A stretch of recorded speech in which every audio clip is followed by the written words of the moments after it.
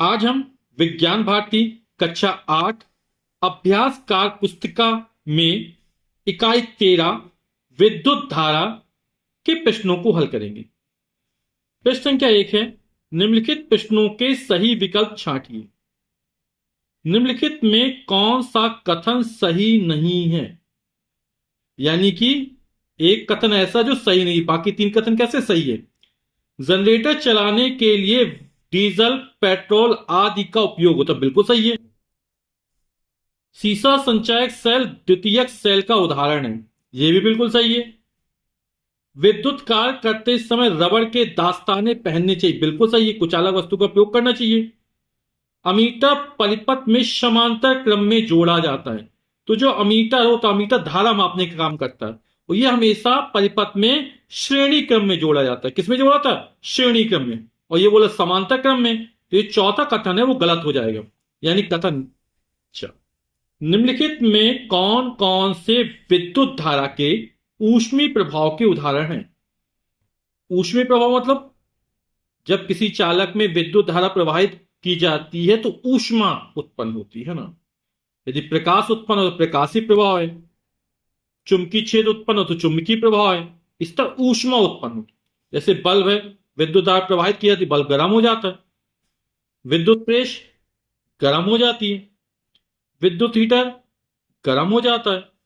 Ammeter से धारा मापते हैं, तो बल्ब, विद्युत प्रेस, विद्युत हीटर, है ना, ये सारे क्या उपकरण गर्म हो जाते हैं विद्युत धारा प्रवाहित करने पर। तो ये ऊष्मीय प्रभाव पर आधारित उपकरण हो गया। पहला नंबर, दूसरा नंबर, चौथा नंबर, तो ये बा विकल्प सही हो जाएगा। किस वैद्युत उपकरण में धन, प्लस व ऋण, माइनस का चिन्ह नहीं होता है? तो अमीटर में होता है, वोल्टमीटर में होता है, कुंजी में नहीं होता है, और विद्युत शेल में होता है ना। तो इसका विकल्प कुंजी हो जाएगा। नेक्स्ट है, अगला है, निम्नलिखित में किस सेल को पुनः आवेशित किया जा सकता है? तो वोल्टी सेल, डेनियल सेल, लैप्लासी सेल, सीसा संचायक सेल। तो इसमें सीसा संचायक सेल को पुनः आवेशित किया जा सकता है। वे सेल जिन्हें पुनः आवेशित किया जा सकता है वो द्वितीयक सेल कहलाते हैं ना। तो द्वितीयक सेल में होता क्या है? पहले विद्युत ऊर्जा जो होती है वो रासायनिक ऊर्जा में बदलती है, इसे सेल का आवेशन कहते हैं। वो बैटरी में संचित हो जाती है, सेल या बैटरी में, फिर क्या करते हैं, वही रासायनिक ऊर्जा विद्युत ऊर्जा में बदलती है, तो निरावेशन कहलाता है। तो सेल को आवेशित करते समय विद्युत ऊर्जा को रासायनिक ऊर्जा में संचित करते हैं, अतः संचित करते हैं ना, इसलिए को संचायक सेल भी कहते हैं। और सीसा संचायक सेल क्या हो जाएगा? द्वितीयक सेल का उदाहरण हो जाएगा। इसका एक और उदाहरण है आपकी किताब में जो लिखा है वो निलेय सेल है ना। सीसा संचायक सेल और निलेय सेल वो द्वितीयक सेल के उदाहरण है। तो यहां पर सीसा संचायक सेल हो जाएगा, विकल्प दा सही हो जाएगा हमारा। तो किस सेल को पुनः आवेशित किया जा सकता है? सीसा संचायक सेल को, द्वितीयक सेल को पुनः आवेशित किया जा सकता है।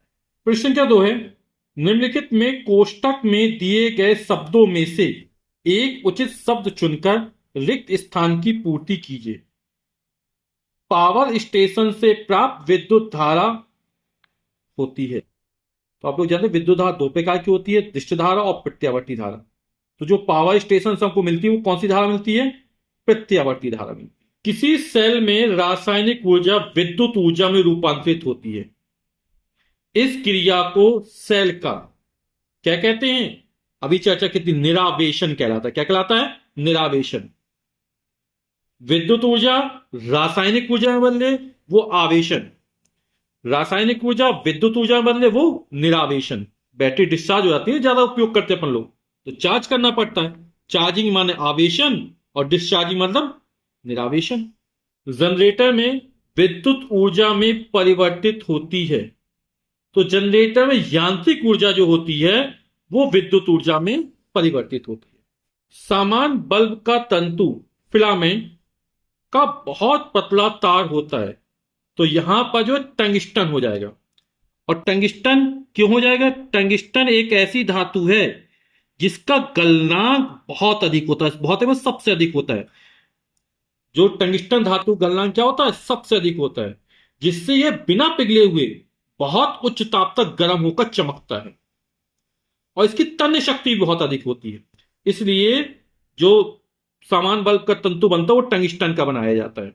विद्युत परिपथ में फ्यूज तार को मेंस के में जोड़ते हैं, और फ्यूज तार जो जोड़ता कैसे जोड़ता है, वो श्रेणी क्रम में जोड़ता है। प्रश्न संख्या 3 है, निम्नलिखित चित्र में बने संकेत किस वैद्युत उपकरण के हैं? बॉक्स में उपकरण का नाम लिखिए। तो यहां पर ये जो चित्र है इसको बोलते धारा नियंत्रक। इसमें प्रतिरोध को बदल बदल के धारा के मान को नियंत्रित कर सकते हैं। फिर इसमें ए लिखा हो, ए मतलब अमीटर। ये वैद्युत धारा के मापन में प्रयोग किया जाता है। इसे हमेशा परिपथ के श्रेणी क्रम में जोड़ा जाता है। ये प्लग या कुंजी है, इसकी सहायता से परिपथ में धारा के मान को जोड़ते और तोड़ते, मतलब सप्लाई चालू और बंद कर सकते हैं। जैसे प्लग होता ना, प्लग कुंजी है ये जो प्रतीक है ना, किसका है? विद्युत बल्ब का है। ये प्रतिरोध तार है, ये प्लस का, ये माइनस का, ये सेल है। और जब एक से अधिक सेल श्रेणी क्रम में जोड़ दिए गए यहां पर, तो ये क्या बन गया? बैटरी बन गई। प्रश्न के 4 है, निम्नलिखित वाक्यों के लिए एक शब्द लिखिए। ऐसी युक्ति जो रासायनिक ऊर्जा को विद्युत ऊर्जा में बदलने के लिए प्रयुक्त होती है। तो जो रासायनिक ऊर्जा को विद्युत ऊर्जा में बदले उसे क्या कहते हैं? विद्युत सेल कहते हैं। ठीक है, जैसे आप घड़ी में लगाते हैं तो सेल में क्या होता है? रासायनिक ऊर्जा होती है, और किसमें बदलती है? विद्युत ऊर्जा में बदलती है। नेक्स्ट है, ऐसी युक्ति जो विद्युत परिपथ को ऑन या ऑफ करने के लिए प्रयुक्त होती है। तो अभी चर्चा की थी, वो क्या है? कुंजी या प्लग। ऐसी युक्ति जो विद्युत ऊर्जा को प्रकाशीय ऊर्जा में बदलने के लिए प्रयुक्त होती है तो हो जाएगा विद्युत बल्ब। ऐसी युक्ति जो विद्युत ऊर्जा को चुंबकीय ऊर्जा में बदलने के लिए प्रयुक्त होती है तो यहां पर हो जाएगा अमीटर। ऐसी युक्ति जो विद्युत धारा का मापन करने के लिए प्रयुक्त होती है, तो विद्युत धारा किससे नापते हैं? अमीटर से नापते हैं। ठीक। प्रश्न संख्या 5 है, विद्युत चालक एवं विद्युत रोधी पदार्थ के उदाहरण लिखिए। विद्युत चालक मतलब ऐसे पदार्थ जिसमें वैद्युत धारा का प्रवाहन आसानी से हो जाता है, ऐसे पदार्थों को विद्युत चालक पदार्थ कहते हैं। तो जितनी भी धातुएं हैं वो सभी की सभी विद्युत चालक हैं। चांदी, सोना, लोहा, तांबा, जस्ता, पीतल, है ना। आप लोग जिस पेंसिल से लिखते हो उसमें काली काला होता है ना, ग्रेफाइट, वो ही विद्युत का चालक है। और अशुद्ध जल, यही विद्युत का चालक है। ठीक। तो विद्युत चालक लिख दिया लोहा, चांदी, तांबा, जस्ता। विद्युत रोधी वे पदार्थ जिसमें विद्युत धारा का प्रवाहन आसानी से नहीं होता है, ऐसे पदार्थों को विद्युत रोधी पदार्थ कहते हैं। जैसे किताब किसकी बनी है? कागज की बनी है, तो कागज विद्युत रोधी पदार्थ है। लकड़ी है, प्लास्टिक है, रबड़ है।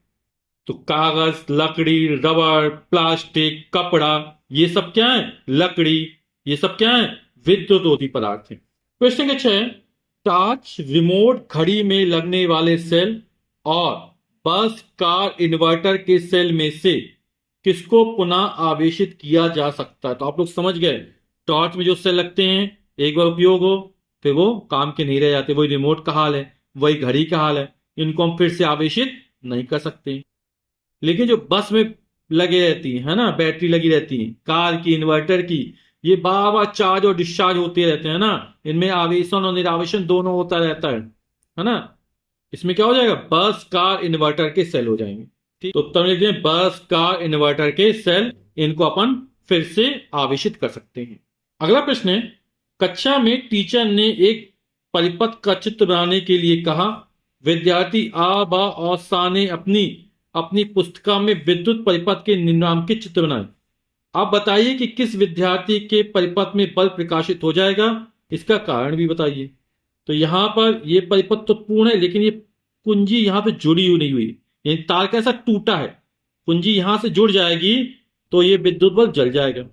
ठीक है, इसमें तो कुछ हुआ ही नहीं है, तो परिपथ टूटा है ना, तार कटा हुआ होता है। तो इसमें क्या क्या जोड़ दिया गया, कुंजी इससे जोड़ दी गई है, तो ये बल्ब क्या हो जाएगा? जल जाएगा, यानी विद्यार्थी सा का बल्ब जल जाएगा। और क्यों जल जाता है? कि बल्ब तभी जलता है जब पूरा परिपथ पूर्ण हो जाता है, और जो परिपथ पूर्ण हो जाए उसको बोलते हैं बंद परिपथ। और जिन कहीं से टूटा है तो इसको बोलते हैं खुला परिपथ। यानी परिपथ ये पूर्ण नहीं है, क्योंकि बीच से खुले हुए हैं। ये परिपथ पूर्ण हो गया है, यानी ये बंद परिपथ है। ठीक है, इसका उत्तर हो गया विद्यार्थी सा, ये जो विद्यार्थी है, के परिपथ का बल्ब प्रकाशित हो जाए। कारण क्या है? बल्ब तभी प्रकाशित होता है जब परिपथ कैसा हो जाता है? पूर्ण हो जाता है, यानी बंद हो जाता है। और इस इकाई का अंतिम प्रश्न है, रहीम के घर में लगे विद्युत उपकरण पंखे, टीवी, बल्ब अचानक खराब हो गए।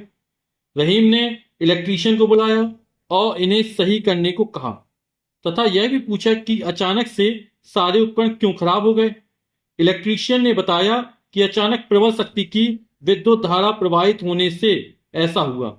आपके अनुसार रहीम को क्या करना चाहिए जिससे भविष्य में प्रबल विद्युत धारा से विद्युत उपकरणों को बचाया जा सके? तो आप लोग कभी कभी कहते हैं ना कि बहुत ज्यादा वोल्टेज आ गया है ना, तो क्या हो गया? खराब हो जाते उपकरण वगैरह। तो कभी कभी अचानक प्रबल शक्ति की जब विद्युत धारा प्रवाहित होती है तो घर में लगे उपकरण खराब हो जाते हैं। तो इनको बचाया कैसे जा सकता है? तो इसके लिए तार यूज करते हैं, फ्यूज तार, है ना। और इसकी विशेषता क्या होती है?